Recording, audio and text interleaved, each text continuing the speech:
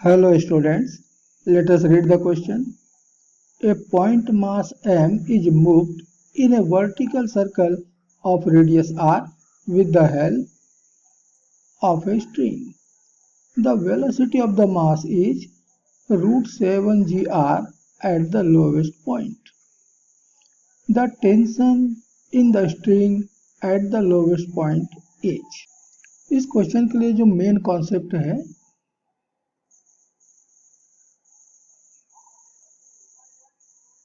वो है कि ए centripetal force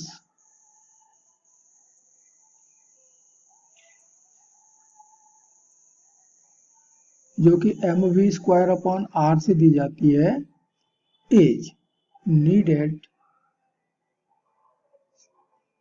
in a circular motion.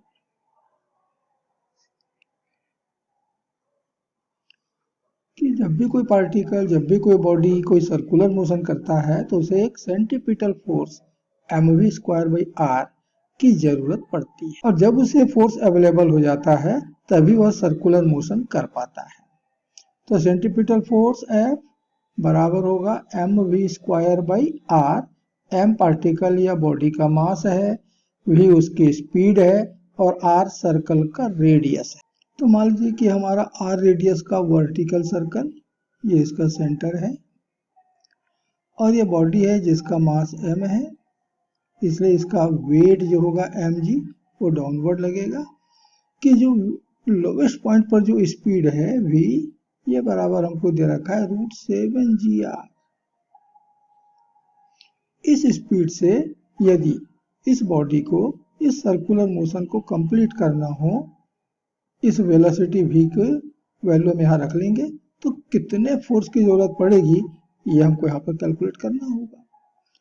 अब इसके ऊपर एक दूसरा फोर्स अप्लाई होगा, वह है इस स्ट्रिंग का टेंशन T, और ये T और ये mg ये दोनों मिलकर ही सेंट्रीपिटल फोर्स दे रहे हैं।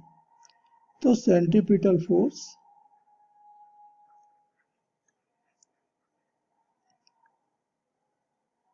ये बराबर मिल रहा है T - mg।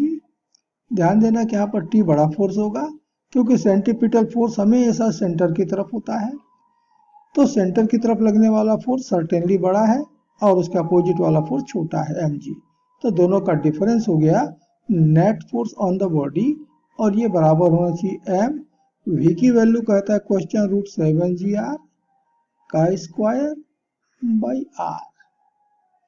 तो T बराबर हुआ mg, mg को मैं राइट में ले गया, प्लस स्क्वायर करें तो रूट हट जाएगा, तो m into √7 gr divided by r।